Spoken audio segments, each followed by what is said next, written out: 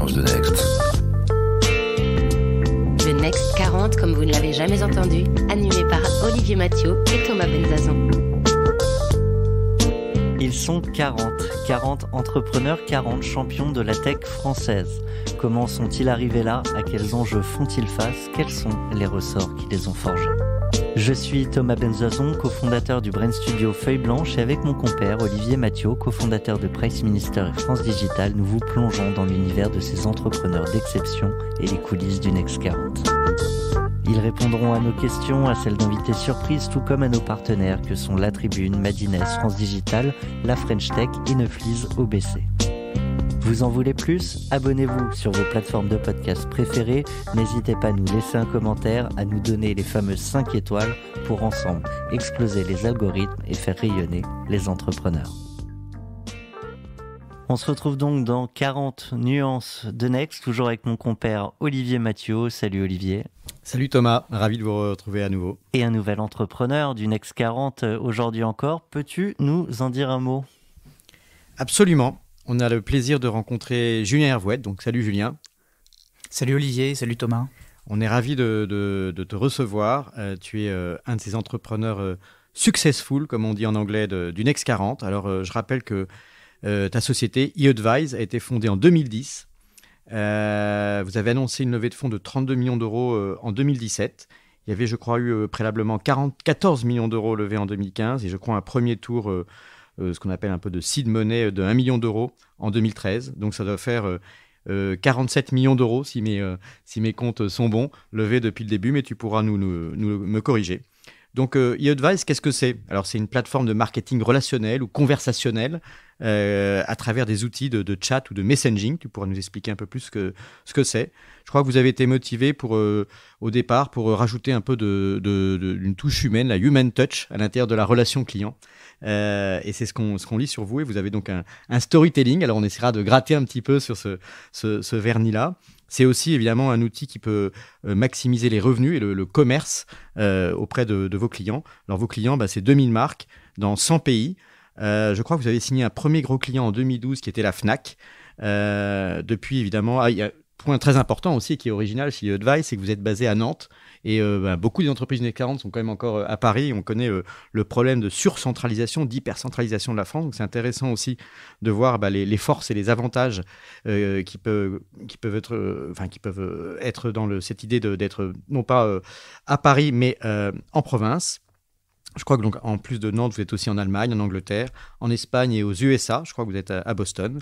Vous avez aussi lancé la plateforme Ibu, donc c'est cette communauté d'experts qui peuvent être rémunérés aussi par les marques pour répondre aux clients et donc aussi pousser les clients à mieux transformer les consommateurs. Ça sera aussi intéressant que tu nous dises ce que vous avez fait parce que vous avez aussi proposé des services pendant cette crise et donc on pourra un petit peu élaborer là-dessus et je crois que vous comptez aujourd'hui près de 230 salariés. Voilà, est-ce que tu confirmes un petit peu cette fiche signalétique? Merci pour cette présentation et cette introduction. Oui, dans la très large majorité des éléments qui ont été présentés, décrits. La Fnac, ça a été signé en 2010, année de création d'iAdvise. Et effectivement, ça a été le tremplin, la référence dont souvent les startups ont besoin pour réussir à se lancer. Très bien. Il y a une question qu'on pose jamais, en tout cas jusqu'à aujourd'hui, aux entrepreneurs du Next 40, et c'est toujours intéressant quand on observe vos réussites actuelles, de se projeter aussi au départ, donc 2010, l'année où vous signez la Fnac. Est-ce qu'on peut parler du chiffre d'affaires de la première année, qui est un premier marqueur? Le chiffre d'affaires de la première année est relativement faible. Il est de 50 000 euros. Et sur notre première année de commercialisation, puisqu'en fait la première année, elle a été véritablement centré sur le go-to-market, le fait de réussir à trouver un marché, une offre, un modèle économique, de commencer à l'éprouver, convaincre nos premiers clients. La première année de commercialisation à proprement parler en 2011, on a réalisé 500 000 euros de chiffre d'affaires et on avait atteint l'équilibre. Voilà, c'était la deuxième année d'iAdvise, 2011. Et alors, ce qu'on ne dit pas, en tout cas ce que je présume, c'est que le pitch qu'a pu en faire Olivier était évidemment pas le même. Je te propose de revenir sur les débuts d'iAdvise. D'ailleurs, est-ce qu'on dit e-Advise, iAdvise? On dit iAdvise. iAdvise, je conseille en anglais. pitch, oh mon pitch. Pitch, oh mon pitch. Alors le pitch en 2010 d'iAdvice, c'était quoi? Parce que j'imagine qu'on parlait pas de commerce conversationnel.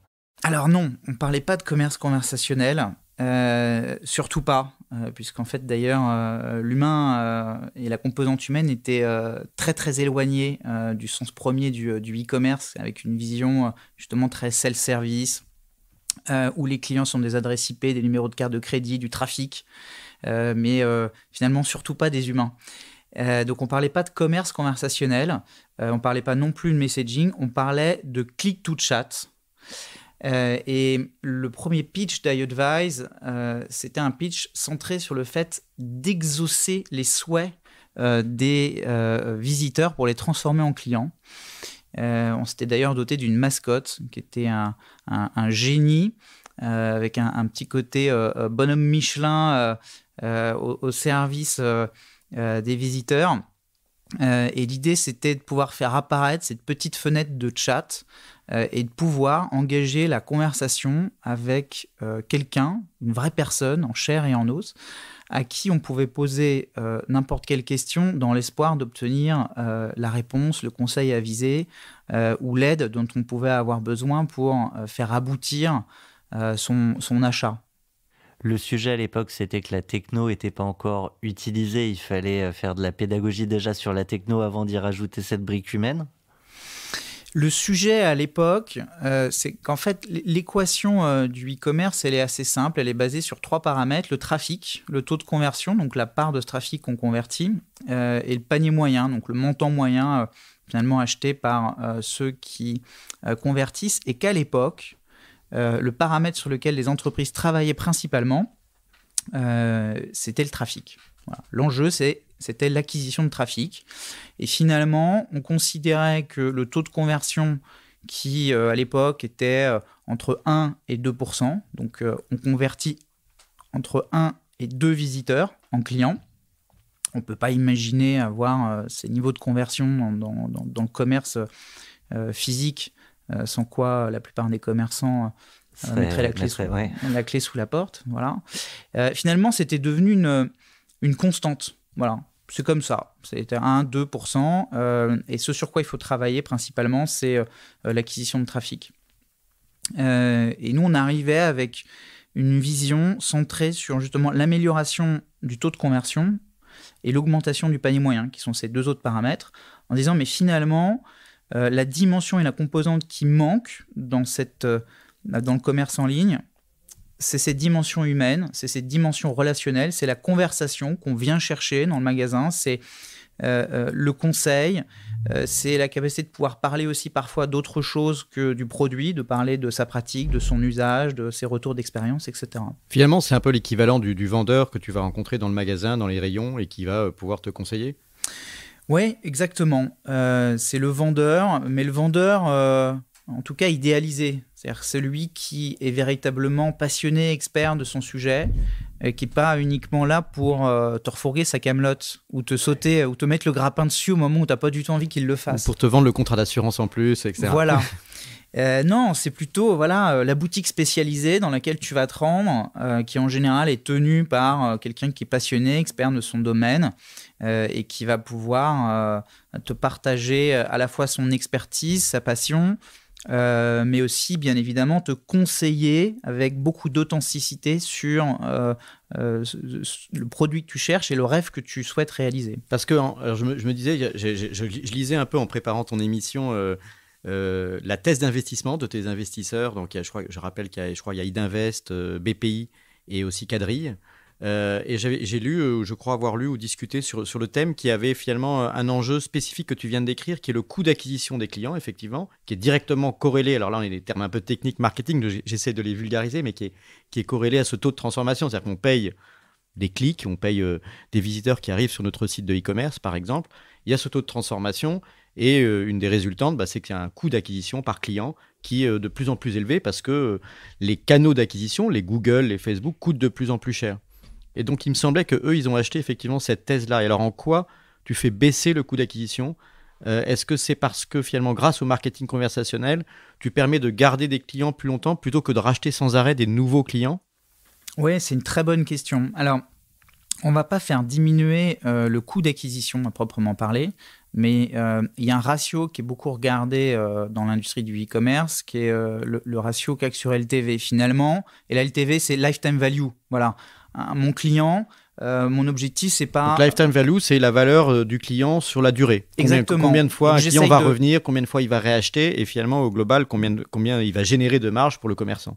C'est chercher à maximiser la durée de vie du client, qui reste client le plus longtemps possible. Et effectivement, d'optimiser et d'augmenter l'occurrence d'achat et les montants d'achat. Voilà. Donc, c'est la valeur de mon client. Et finalement, on cherche à la maximiser et la rendre nettement supérieure, 3, 4, 5, 6 fois supérieure à mon coût d'acquisition. Voilà. Et parmi les facteurs et les critères qu'on a pu observer, on observe un impact très significatif sur l'augmentation de la LTV pour un visiteur qui, lorsqu'il est arrivé sur un site, a eu l'opportunité de pouvoir engager le dialogue, tout simplement parce qu'on va faire de cette expérience une expérience mémorable et, au-delà de ça, un avantage concurrentiel. Le fait de savoir qu'en allant sur ce site, je vais pouvoir trouver quelqu'un potentiellement à toute heure de la journée qui va pouvoir me conseiller dans mon achat, c'est un facteur différenciant. Donc, c'est un facteur qui fait que le visiteur revient plus facilement acheter et que par ailleurs, toute l'expérience de conseil permet aussi de faire de la vente complémentaire, etc. Au global, ce qu'on observe en termes de performance, c'est une conversion 10 fois supérieure lorsqu'elle est conseillée, lorsqu'elle est assistée à un acte d'achat en self-service. Donc, quand on a un taux de conversion moyen de 2% sur son site en self-service, on va avoir un taux de conversion moyen de 20% lorsqu'on vient assister le visiteur dans son acte d'achat. Et on voit bien la puissance, finalement, de l'humanisation de cette expérience d'achat en ligne. Je crois que vous avez plus de 2000 marques que vous accompagnez aujourd'hui. Du coup, assez de recul pour observer, j'imagine, les bonnes pratiques comme les mauvaises. Un top 3 des deux, ça donnerait quoi? Alors, les mauvaises pratiques, si on commence par ça, les mauvaises pratiques, et donc ça nous amènera nécessairement mécaniquement aux bonnes, les mauvaises pratiques, elles vont tourner autour de la surautomatisation. Donc je prévois toutes les réponses automatiques aux questions habituelles qu'on me pose. C'est l'utilisation extrême de chatbots, de réponses automatisées, qui malheureusement n'apportent pas toujours entièrement satisfaction et très rarement dans une logique d'avant-vente et de conseil. Voilà. C'est l'indisponibilité, c'est-à-dire que je cherche à prendre contact, mais personne n'est là pour me répondre alors qu'on m'a proposé cette mise en relation. C'est un temps d'attente trop long qui va être supérieur à 3 minutes, etc. Donc, c'est un discours et des réponses qui sont trop formatées. C'est une discontinuité par rapport à mon historique d'échange passé, le fait qu'on ne me reconnaisse pas, qu'on ne sache pas qui je suis, pourquoi je suis venu, qu'est-ce que j'ai déjà demandé, etc. Voilà. Et donc, les bonnes pratiques, c'est tout l'inverse. Voilà. C'est d'être disponible, d'être extrêmement réactif, voire même d'être proactif. Voilà, de détecter proactivement que quelqu'un est dans un besoin d'aide et d'engager la conversation. Dans ce cas-là, tu as une petite fenêtre qui va s'ouvrir, qui va popper comme ça sur ton écran et commencer la conversation avec toi de manière spontanée? Exactement. Voilà, ça peut très bien être le fait que tu te connectes sur le site web, on sait que tu as passé commande, que tu aurais dû être livré depuis 48 heures. Plutôt que de te laisser le soin de trouver un formulaire et de prendre contact avec nous pour savoir où en est ta commande, proactivement, voilà, on va engager la conversation et immédiatement on va pouvoir informer celui ou celle qui va te répondre de ton contexte pour pouvoir t'apporter la réassurance dont tu as besoin. Je reviens sur ce moment où il n'y a plus la mascotte, le génie, où on est passé du produit au service, et donc parler d'humain. C'est quoi qui a été le déclic ? Est-ce qu'il y a eu un déclic ? Je crois que le principal... Ou beaucoup de concurrents qui arrivent sur l'outil peut-être, et donc il faut ajouter quelque chose à l'offre ? On est présent sur un marché depuis 10 ans. Ce marché, il a connu une mutation extraordinaire. Quand moi, j'ai fondé iAdvise, le taux d'équipement, il était inférieur à 2%. Voilà. Donc on avait moins de 2% des e-commerçants, des marques qui proposaient une expérience humanisée par chat. Aujourd'hui, là, au moment où on se parle, début 2021, en fonction des régions, ce taux d'équipement, il est entre 70 et 90%. Donc ce qui était un peu considéré comme un gadget, un truc nice to have, est devenu un standard. Voilà. Et ça s'est fait progressivement, naturellement. L'élément déclencheur, à proprement parler, c'était la capacité de démontrer que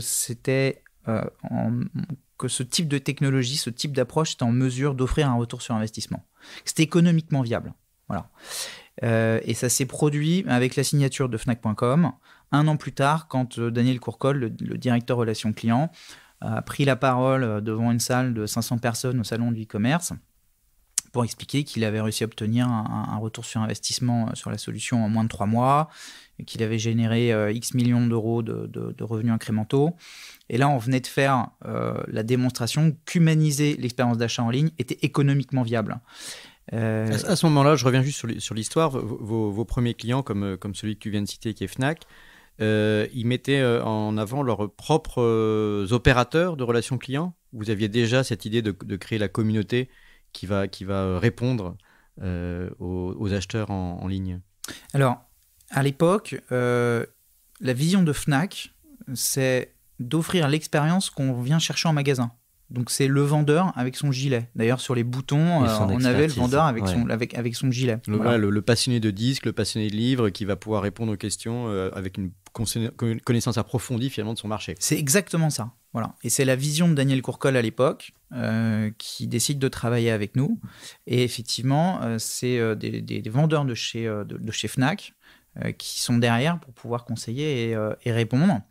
L'idée de la communauté, en fait, elle a émergé avant la naissance d'iAdvise, quand j'ai travaillé chez Zlio, une boîte qui a été fondée par Jérémy Bérébi, qui à l'époque était une plateforme qui permettait à tout à chacun de pouvoir créer sa boutique en ligne sans avoir de produits à vendre. Et donc on avait des centaines de milliers d'e-commerçants en herbe qui étaient des passionnés.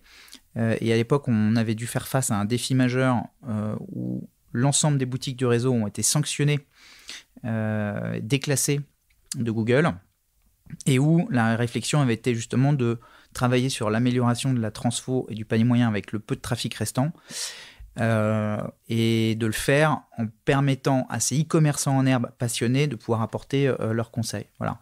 Et ça, c'est resté quelque part, et ça a germé beaucoup plus tard. Parce que tout à l'heure, tu as mentionné le terme de chatbot. Donc, je rappelle, c'est donc des chats automatisés, bots, comme des robots.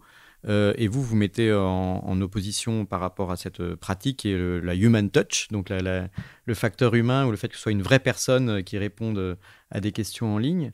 Est-ce que du coup, ce sont vraiment maintenant des concurrents forts, les chatbots ? Est-ce que vous en proposez aussi dans votre palette de services ? Et est-ce que finalement, avec l'intelligence artificielle, on va arriver ou pas ? C'est de manière un peu visionnaire, mais enfin, on parle beaucoup maintenant d'arriver à processer le langage naturel, de pouvoir finalement imiter de plus en plus ou prétendre qu'il y a un humain et que ce soit plus forcément des réponses standardisées et complètement automatisées. Donc, est-ce que ça, c'est une menace, une opportunité ? Enfin, est-ce que c'est une tendance ?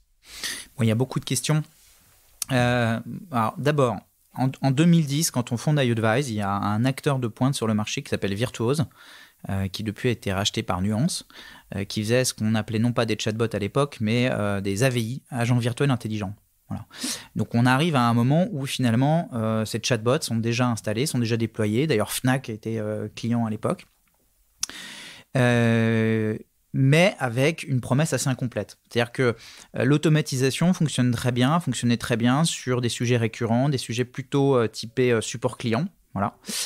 Et sur toute la dimension et la partie avant-vente, conseil dans le choix de mon produit, conseil dans mon acte d'achat, besoin de réassurance, l'humain avait beaucoup plus de légitimité et de puissance, et c'est ce qui a permis à iAdvice de trouver son chemin et de creuser son sillon et de contribuer à cette révolution qui aujourd'hui fait que 80-90% des sites web proposent ce type d'interaction.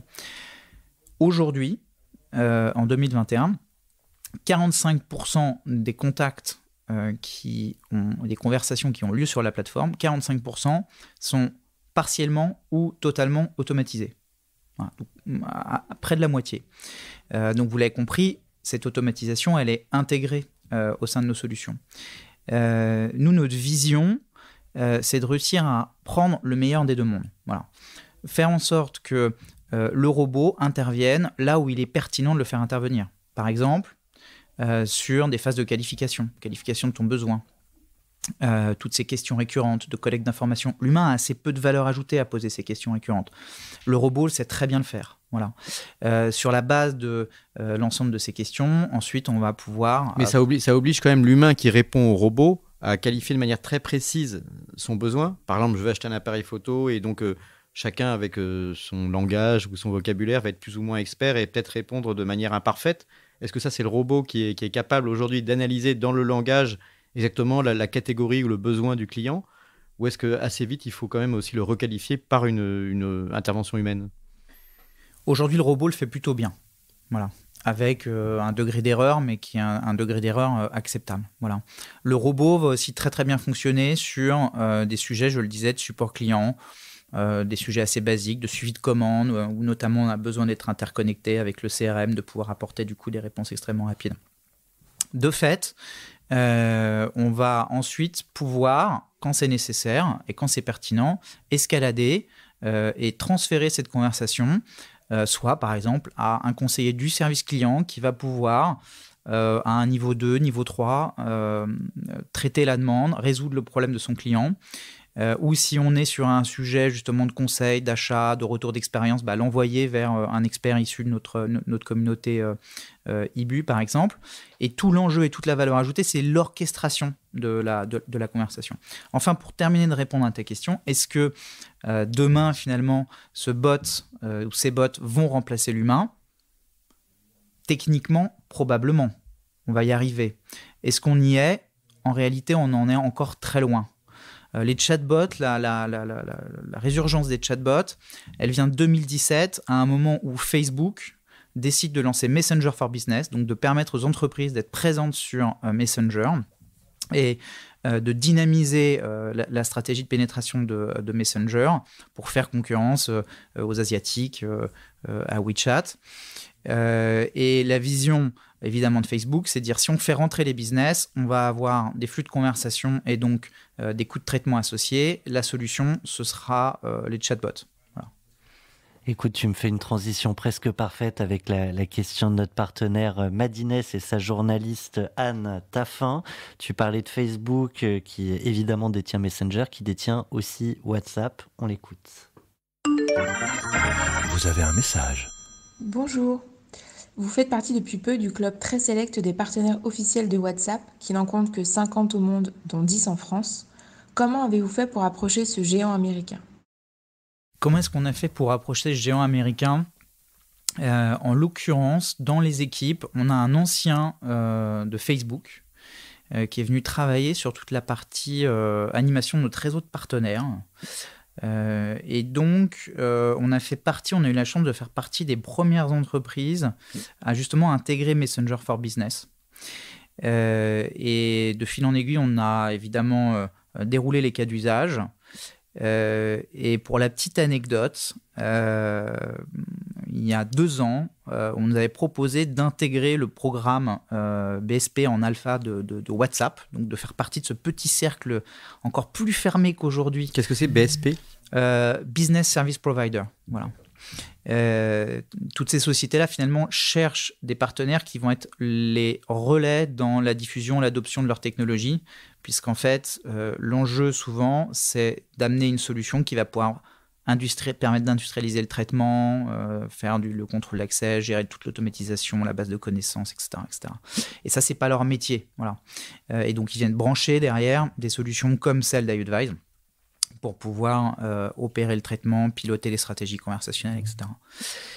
Et donc, on avait cette opportunité-là. Et à l'époque, on était encore très synchrone dans le traitement, très orienté live chat et pas messaging. La différence, justement, c'est la dimension asynchrone du messaging. Et ça a beaucoup d'impact dans le reporting, le mesure de la valeur, etc. Je ne vais pas rentrer dans les détails. Et à l'époque, on se dit qu'on n'est pas suffisamment prêt. Et donc, on refuse d'intégrer le programme. Voilà. Et pendant de longs mois, on s'en est mordu les doigts, évidemment, puisqu'on était régulièrement sollicité pour pouvoir opérer des déploiements et dans l'incapacité de le faire. Voilà. Et là, enfin, ça y est, WhatsApp a réouvert ses portes et assez naturellement, donc on a été certifié, on a réintégré ce club fermé. Ça consiste en quoi ce que tu peux faire pour une boîte sur WhatsApp? Moi, typiquement, là, je reçois un message du Monde où je crois qu'on est des milliers à recevoir ce message WhatsApp du Monde où finalement je crois peut-être répondre, mais je ne sais même pas si quelqu'un le lit. Mais en tout cas, il n'y a qu'une conversation Le Monde à laquelle personne en fait n'interagit à l'intérieur. C'est ça ou il y a d'autres options? Ouais, c'est une très bonne question. Donc, il y a deux approches. Là, on est sur une approche push. Voilà, c'est-à-dire que Le Monde, finalement, va pousser du contenu. Donc, c'est une approche média. C'est pas à proprement parler une approche conversationnelle.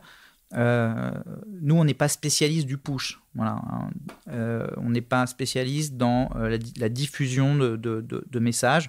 On est spécialiste sur des sujets qui sont orientés sur la conversation. Voilà.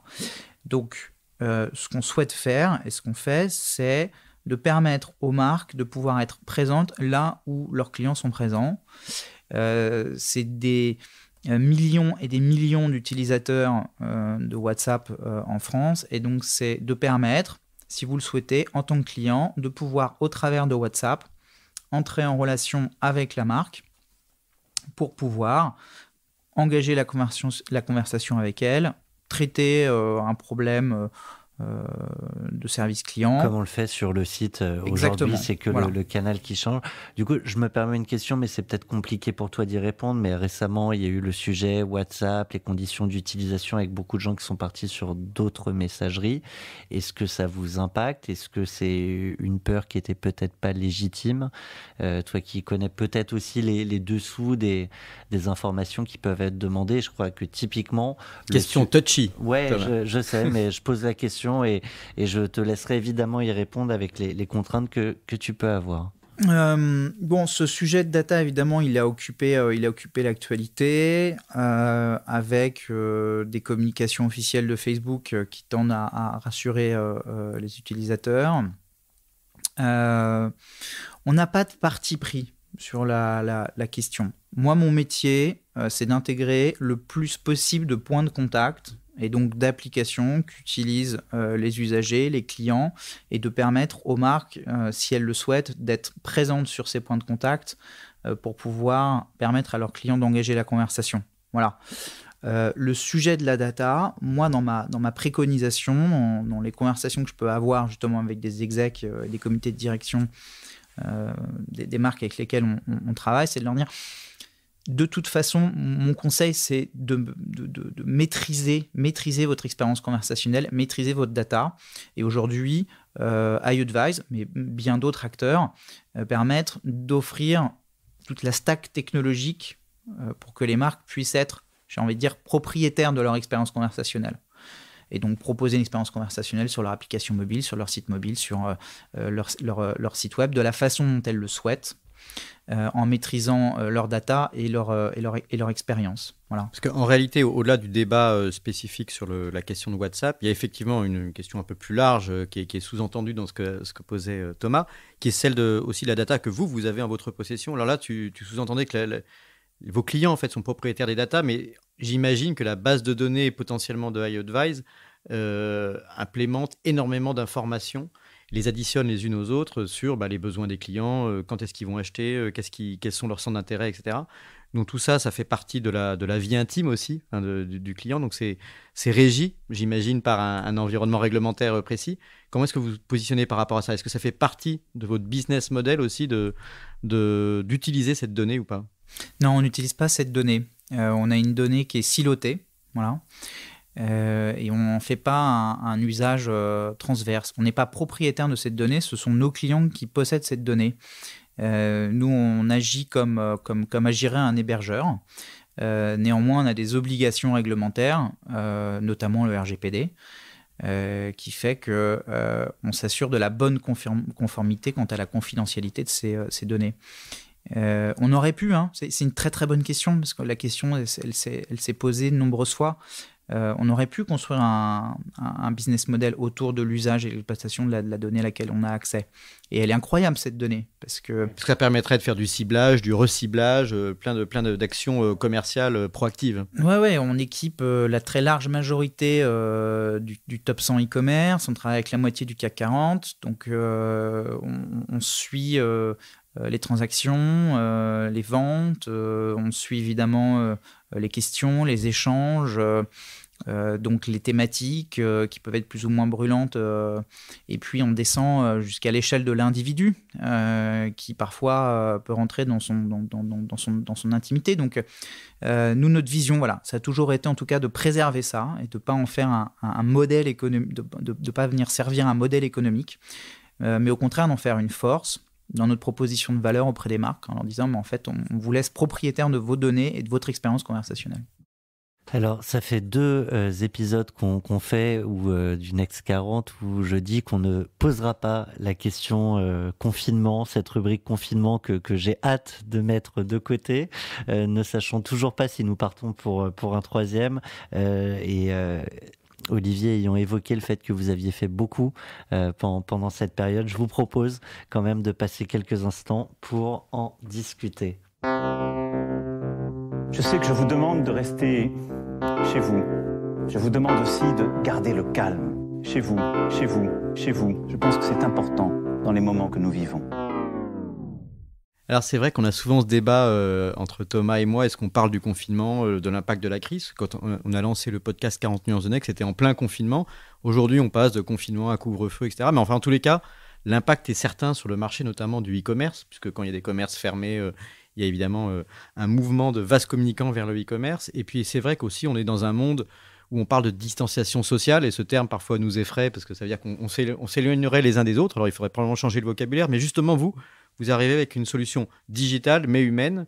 En quoi ça interagit ou en quoi cette crise du coup a pu peut-être créer des opportunités pour vous?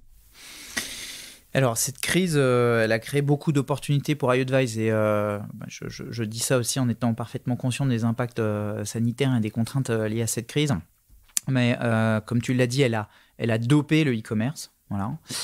Il y a une statistique publiée par Bank of America et le département américain du commerce aux États-Unis sur le taux de pénétration du e-commerce. En 2010, à la création d'iAdvise, il était de 6%. Juste avant le début du premier confinement aux États-Unis, ce taux de pénétration était à 16%. Voilà, donc en 10 ans, 10 points. Au bout de 10 semaines de confinement, on était sur un taux de pénétration à 27%. Donc en fait, en 10 semaines, on a connu la croissance des 10 années précédentes. Ouais. Voilà. Donc en fait, on s'attendait à ce qu'il y ait un effet de vase communicant, qu'il y ait un effet de croissance. Ça a été en réalité une révolution. Voilà. Et nous, on surfe sur cette tendance-là parce que nécessairement, on est branché sur le site des marques, des e-commerçants, des retailers qui d'un seul coup connaissent ce boom de fréquentation. Qui par ailleurs, dans ce boom de fréquentation, a une population qui auparavant n'achetait pas en ligne ou qui n'achetait pas certaines catégories de produits et qui donc naturellement est en recherche de conseils, d'accompagnement, etc. Et qui au-delà de ça en ce moment a peut-être besoin d'autant plus de contacts humains. Je ne sais plus avec qui j'ai échangé hier, mais qui me disait que c'est environ 5 millions de personnes en France qui n'ont que 3 contacts sociaux sur une année, ce qui est assez démentiel. Oui. Voilà, je voulais partager. Ça m'a bluffé hier. Je voulais le partager avec vous aujourd'hui. Il y a beaucoup de problèmes d'isolement et évidemment le confinement ou la crise renforce des situations de détresse. Donc on peut imaginer que vous pouvez apporter aussi une réponse parcellaire, enfin d'une certaine manière, mais à cette question-là. Ouais, on n'a jamais été autant. Paradoxalement, je trouve que pendant cette période, on n'a jamais été autant connectés les uns aux autres. Moi, j'ai jamais été autant connecté aux autres entrepreneurs, par exemple en tant que dirigeant. C'est vrai. Au début de la crise, je passais X coups de fil par jour, on échangeait parce que tout le monde cherchait à comprendre ce qui se passait chez l'autre, comment réagir, comment s'adapter, quelles solutions trouver, etc. Voilà. Parce qu'il n'y avait pas de précédent, donc on avait besoin de se benchmarker en temps réel, j'ai envie de dire. On n'a jamais été connecté aux autres. Ça se voit d'ailleurs, on parlait de Messenger, de WhatsApp, donc fourni par Facebook. Pendant la crise, c'est plus 50% d'usage, plus 50% sur un média et un mode de communication qui est déjà largement adopté, hyper répandu. Donc, ça démontre toute l'intensité d'interaction et de conversation qu'on est allé chercher pendant cette période-là. Donc, évidemment, comme on peut l'imaginer, on est à la croisée de ces deux dynamiques, hein, la révolution et le boom du e-commerce, et puis de l'autre, l'hyper-accélération aussi du messaging et de la conversation. Voilà. La résultante, c'est sur le dernier trimestre de 2020, on a un peu plus de 100% de croissance sur les volumes de conversation qui ont lieu sur la plateforme, avec une marque qui est iAdvice qui est déjà bien installée. Hein. Olivier le disait en préambule, vous avez mis en place des offres spécifiques pour vos clients à l'occasion de cette période qu'on a tous connue. A priori, les offres précédentes correspondaient quand même aux besoins actuels. Il a fallu réinventer quoi de plus pour être au plus proche de leurs attentes ? Ouais, alors c'est une très bonne question. Là, je parlais du côté très positif en termes d'impact sur la partie e-commerce. Il ne faut pas oublier qu'on a aussi beaucoup de clients dans le voyage, le transport. C'est des clients comme Air France, comme Disney, comme Robocop. Vous l'avez annulé, repositionné, décalé. Qui sont en situation de crise dramatique pour certains. Donc ils vont même disparaître pour certains d'ailleurs. C'est un bouillon, hein, c'était terrible. Ouais. À ce propos, un invité de 40 nuances de Next, Olivier Goua d'October, a lancé un podcast sur cette verticale et sur ces acteurs qui souffrent aujourd'hui. Voilà. Très compliqué parce qu'en fait, plus de revenus, hein, plus de rentrées, mais toujours autant et même plus de contacts clients. Hein, parce qu'assez naturellement, les clients s'inquiètent de savoir s'ils peuvent reporter, comment ça va se passer, est-ce qu'ils vont se faire rembourser, etc.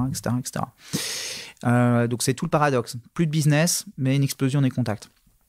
Donc ces clients, on a dû les accompagner en déployant justement des solutions d'automatisation pour faire face à l'afflux de conversations, etc. Au global, sur l'approche et l'offre, le sujet, ça a été comment est-ce que on fait sauter tous les verrous d'engagement. C'est-à-dire qu'on est une boîte SaaS et les boîtes SaaS aiment bien engager leurs clients dans la durée, hein, parce que tout l'enjeu, c'est de réussir à prédire la récurrence de revenus et puis voilà, c'est ça, de MRR, de diminuer le churn. Le MRR, je rappelle que c'est le Monthly Revenue Rate, donc c'est le revenu mensuel d'une entreprise qui vend des logiciels notamment, des solutions technologiques. Oui, tout à fait, merci. Le churn ? Le churn, c'est le taux d'abandon de clients, puisque régulièrement on a des clients qui rentrent dans la base de données des nouveaux clients et puis certains qui partent, et donc on mesure ce ratio. Je connaissais le petit Robert, on connaît le grand Olivier. Pardon, t'as coupé. Voilà, donc ouais, on a des clients qui partent. C'est tout le problème et l'enjeu de notre métier. Donc, en fait, on a simplifié l'accès. C'est-à-dire qu'on s'est dit, on va créer une offre sans engagement et on va travailler sur un modèle économique à l'usage, vraiment, pour faire en sorte que... Parce que pendant ces périodes-là, ce qui s'est passé, c'est quand même que le métier a perdu le pouvoir et c'est la finance qui a repris le pouvoir. La finance et le juridique. Et donc, on a fait sauter tous ces freins pour justement permettre de fluidifier, de permettre à des entreprises de pouvoir accéder, déployer avec plus de facilité nos solutions.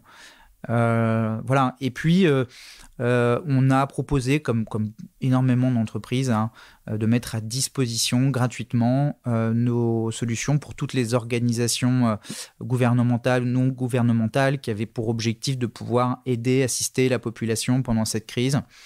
Ça pouvait être sur toutes les démarches administratives en ligne, etc.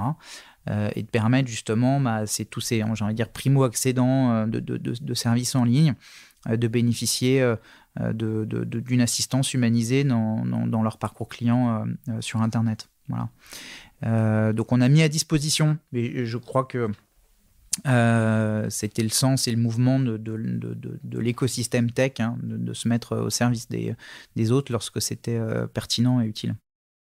On passe à l'avenir ? Oui, je pense qu'on peut rentrer dans le monde d'après, on y est déjà.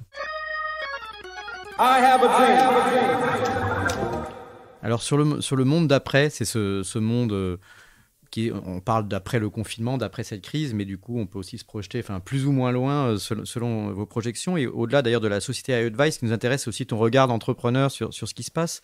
Moi, je voulais revenir un tout petit peu, quand on parlait tout à l'heure sur les chatbots, de l'intelligence artificielle et aussi de ce monde globalisé. Donc, on est dans un monde très globalisé, celui des startups, où il faut avoir de l'hypercroissance, aller être mondial, ce que vous êtes déjà en grande partie.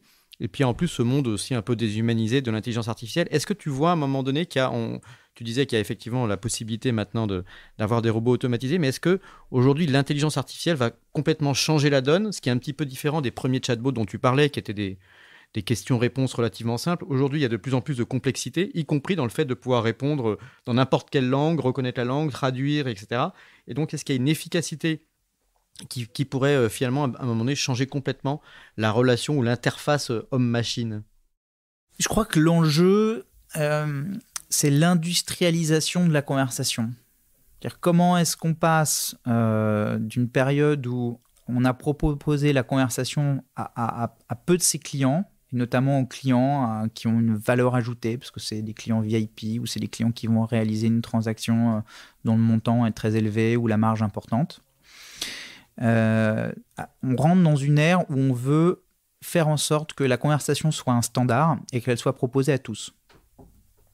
Et ça pose nécessairement la question de la viabilité économique au regard des people, des gens qu'on doit mettre derrière pour pouvoir répondre.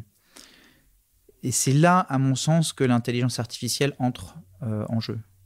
C'est comment est-ce qu'elle vient compléter les humains qui derrière viennent répondre, pour leur permettre non pas de répondre à 1, 2, 3 personnes en même temps, mais aujourd'hui déjà à 10 personnes en simultané, et peut-être demain à une centaine de personnes en simultané, en faisant en sorte que les humains interviennent, comme j'ai envie de dire, il y a un vieux métier dans l'informatique qui était le métier de pupitreur, qui étaient des gens qui étaient devant des écrans et qui regardaient des lignes de code s'exécuter pour s'assurer que les programmes tournent bien et qu'intervenaient quand il y avait un plantage ou un problème. Finalement, demain, on aura peut-être des conseillers qui auront ce rôle, j'ai envie de dire, de pupitreur auprès de bots et qui seront là pour s'assurer que les bots apportent la bonne réponse. Ajoutée, ouais. Voilà.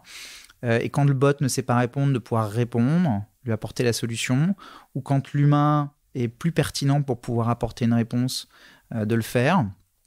Parce qu'aujourd'hui, il y a encore une forme de défiance vis-à-vis de la machine et de l'intelligence artificielle. Et je ne sais pas si ce comportement sera amené à disparaître. Et je pense qu'on est dans la science-fiction déjà, c'est bien. Je ne sais pas si on est dans la science-fiction, mais tous les ans, on organise un événement qui s'appelle Conversation. Et il y a 2 ans, je crois, on avait Alexandre Lebrun sur scène. Alexandre, justement, c'est l'un des fondateurs de Virtuose, revendu à Nuance, qui a ensuite fondé Vitaï, qui a été racheté par Facebook, voilà, et qui est devenu le papa de M, l'assistant virtuel de Facebook. Non, exactement. Voilà. Ça, c'est Louis Chédid. Donc, c'est quelqu'un qui est dans l'IA conversationnelle depuis toujours. Et finalement, il nous disait, mais même si un jour, c'est possible que l'IA remplace l'humain et se fasse passer pour lui, est-ce que c'est souhaitable ? Est-ce que, mais au-delà de l'impact économique, sociétal, Tu parles d'un point de vue éthique ou d'un point de vue... Ouais, d'un point de vue éthique, c'est-à-dire, est-ce que moi, en tant que client, qui va te confier de l'argent à toi, l'entreprise, est-ce que j'ai envie de parler à un robot ? Est-ce que je me sens considéré si en face de moi, tu mets un robot ? Voilà. Oui, mais si je le sais pas finalement, si j'en ai pas conscience, qu'est-ce que ça change ? D'abord, c'est problématique. Je pense que c'est important quand même qu'on en ait conscience et qu'on puisse le dire. Oui, d'un point de vue éthique, je suis d'accord, mais finalement, d'une certaine manière, si je peux plus faire la différence en tant que citoyen ou consommateur, je m'en rends pas compte, quoi. Mais est-ce que c'est souhaitable ? Non, ça t'as raison. Tu reposes bien la question. Voilà. Est-ce que c'est souhaitable ? Je ne le crois pas. Je crois que ce qui est important, c'est qu'il y a un enjeu de transparence. Et demain, j'ai besoin de savoir si je suis en train de parler à un robot ou à un humain. Voilà. Parce que je souhaite savoir qui j'ai en face de moi. Voilà. Et dans tous les cas, il y a un enjeu de considération et il y a un enjeu, je pense, qui est aujourd'hui très complexe à adresser, qui est de l'ordre de l'intelligence émotionnelle. Voilà. On y parviendra sans doute. Et là, effectivement, on est dans la science-fiction. Mais cette intelligence émotionnelle, c'est quand même une caractéristique et une composante humaine majeure. Voilà. Et on s'est tous retrouvés dans des situations face à un robot en incapacité de pouvoir nous apporter la solution dont on a besoin. Encore plus dingue. Ou pire, en face d'un humain qui est en fait en train de lire le script qu'un robot lui impose. C'est tout à fait la même chose. Voilà. Ouais. Et on cherche tous la même chose, c'est-à-dire l'intelligence émotionnelle, c'est comprends-moi, qu'on comprend je t'explique ma situation. La situation dans laquelle je suis, le désarroi dans lequel je peux être, l'inconfort dans lequel je peux être, le paradoxe, la situation paradoxale que je suis en train de vivre. Et ce que j'attends de toi en tant qu'humain, c'est de faire preuve d'intelligence émotionnelle, de créativité, dans ta capacité à pouvoir apporter une solution à mon besoin. Voilà. Il y a un autre sujet que je voudrais mettre sur la table, qui est en ce moment, mais qui nous interroge aussi sur la relation demain entre les marques et leur public. Vous avez dû voir ce compte Instagram surperformer ces derniers jours, Balance ta startup. Avec toutes les questions que ça pose, de ce que j'en ai compris, l'idée c'était de rappeler certaines exigences du droit du travail dans la relation entre l'employeur et ses collaborateurs. Donc avec ce qui est dénoncé, on peut entendre que c'était important de les mettre sur la table. On peut aussi s'interroger sur le fait que ce soit relativement anonyme, que c'est difficile de s'assurer que ce qui est dénoncé l'est réellement, partir du principe que ceux qui sont mécontents parlent plus que ceux qui sont contents. Et du coup, je sais qu'il y a des startups du Next 40 qui ont été épinglées, d'autres qui ont été au contraire particulièrement défendues et de manière très positive. Je serais curieux de savoir, en tant qu'entrepreneur qui dirige une boîte de plus de 200 personnes, comment tu appréhendes des sujets comme celui-ci, où la communication devient crise en un post Instagram. C'était un peu long comme question. Non, mais on parle ici de ta marque employeur aussi, et du coup parfois aussi la caricature qui peut être faite du monde des startups, puisque là on est en train de parler du monde d'après, donc quel est le modèle de travail qu'on a envie de pousser ou de mettre en avant ? Voilà, on parle du monde de l'image et de l'instantanéité qui est devenue la constante. Voilà, c'est-à-dire que c'est long de faire une entreprise, c'est long de construire une image, c'est long de faire une marque employeur, c'est long de créer une histoire collective. Et effectivement, elle peut être détruite très rapidement. Elle peut être détruite à juste titre. Mais effectivement, tu as raison, ça pose la question de l'anonymat, de la pertinence des commentaires qui peuvent être adressés. C'est difficile. Je crois que le plus difficile, c'est aussi pour l'entrepreneur. L'entrepreneur qui est exposé à ses avis, à ce qui est partagé. Il faut être bien câblé quand même. Enfin, typiquement, je me mets à la place de certains entrepreneurs. Du jour au lendemain, ta boîte est descendue en flèche. Toi-même, tu es descendu en flèche. Même si tu es assez sûr de ce que tu as bien fait, peut-être aussi, tu as moyen de sauter par la fenêtre. Mais est-ce que par exemple, vous avez eu, ou est-ce que tu peux en parler, après ça peut être un sujet tabou, mais est-ce que vous avez eu aussi des problèmes, peut-être parfois des mauvaises retombées presse ou d'être dénigré sur les réseaux sociaux ? Bon, ça a dû nous arriver nécessairement. Comme toutes les boîtes, on est présente sur Glassdoor et il y a des commentaires qui sont publiés régulièrement. Quand je les lis, il y a des choses sur lesquelles je me dis bah oui, évidemment, bien sûr, là-dessus on n'est pas bon et il est quand même temps de réagir. Donc ça peut être plutôt louable d'avoir ces remontées d'informations qui se font pas des fois naturellement. Mais en fait, on s'attend à avoir, c'est-à-dire qu'il y a une typologie de commentaires qui peuvent être très constructives. Voilà, c'est-à-dire que très conscient des avantages offerts par la boîte et puis aussi lucide sur les inconvénients. Mais si tu passes un peu de temps à lire les commentaires des boîtes du Next 40, tu retrouves à peu près toujours la même chose. C'est des boîtes qui grandissent trop vite, qui ne sont pas assez structurées. Le management et la hiérarchie, c'est du copinage. Le management n'est pas suffisamment compétent. Etc. Bon, mais en fait, c'est la rançon du succès, c'est-à-dire que c'est des boîtes qui organiquement vont trop vite, qui font monter des gens qui ont été performants, experts dans les équipes. C'est des gens qui consacrent la plupart de leur vie à leur travail et donc nécessairement des affinités se créent au sein de ces entreprises. Donc en fait, ça ne vient que peindre le tableau de la réalité de ces modèles d'entreprise. Et puis de temps en temps, il y a un commentaire, un avis qui est destructeur, mais dont la volonté est de détruire. Et pourquoi quelqu'un vient détruire ? Il vient détruire parce qu'il a été blessé. Et pourquoi est-ce qu'il a été blessé ? Pour X raisons. Parce qu'il n'a pas été entendu, il n'a pas été compris, parce qu'on ne lui a pas donné raison, parce qu'il a vécu une frustration, parce qu'à un moment donné, il n'a pas été là où il aurait souhaité être. Et il y a ce besoin, je crois, qui est terriblement humain, de pouvoir évacuer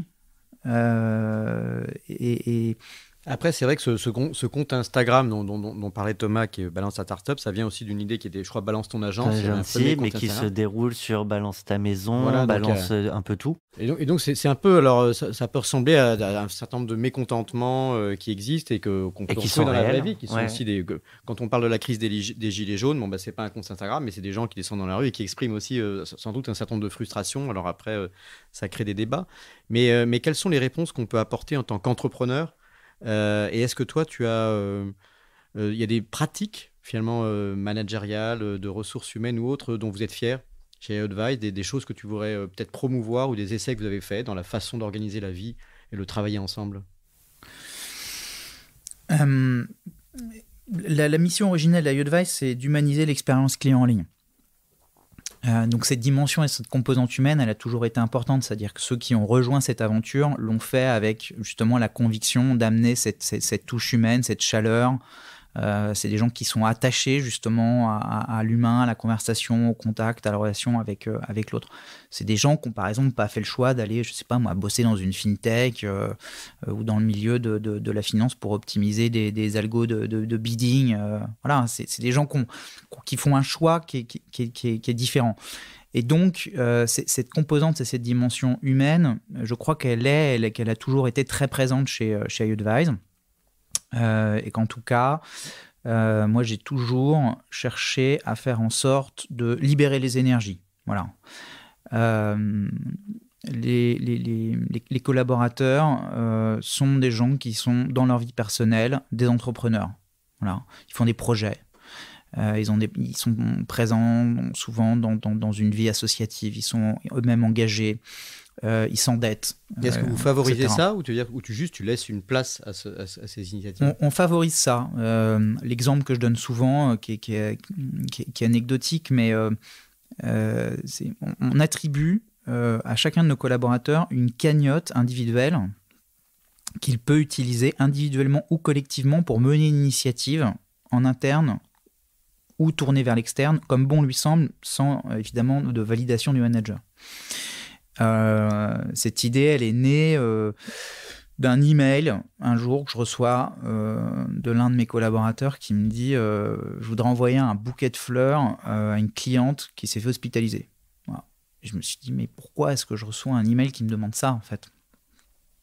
c'est une super idée. Et en fait, ça devrait se faire sans passer par moi. Il faut surtout pas que ça passe par moi. Donc en fait, voilà. Et donc on a alloué à chacun un montant qui lui permet de pouvoir ensuite prendre ce type d'initiative. Et ça a donné naissance à des initiatives incroyables où les gens se sont réunis, parfois pour faire des choses très banales, ou aller soutenir une cause, et parfois pour mener des projets créatifs assez surprenants. On a vu un jeu de société se créer comme ça, un jeu de cartes et de pions qui permettait en fait aux nouveaux arrivants de découvrir la boîte. Voilà. Donc on jouait avec la tête des managers sur les cartes, ça permettait de se moquer un peu d'eux, mais aussi en rigolant de découvrir en fait le fonctionnement des services, le rôle de chacun, toute la linguistique interne, etc. quoi. Voilà. Bon, ça c'est étonnant parce qu'en fait le projet d'un seul coup naît comme ça tout seul. Il est financé sur la base de cette cagnotte. Il vient servir l'enjeu de l'entreprise. Il permet aujourd'hui moi de raconter cette histoire. Voilà, donc c'est une dimension très positive. Bon, il y a des trucs beaucoup plus anecdotiques comme ça, où un jour, j'ai l'un des commerciaux qui réalise que le tout premier client d'iAdvise, vraiment l'ID numéro 1 dans notre base de données, est présent à Nantes, passé sur un salon. Et donc, il décide d'organiser un événement surprise. Le client pensait qu'il allait venir déjeuner dans les bureaux. En fait, les mecs avaient acheté un tapis rouge. C'était aide d'honneur, champagne, etc. Et le mec est rentré dans les bureaux comme ça, avec une haie d'honneur et ce tapis rouge. Et on m'avait demandé de l'attendre au bout du tapis rouge. Et on lui avait donné son cadre avec son logo. Alors évidemment, c'était une toute petite boîte. Ça faisait partie de nos tout premiers clients.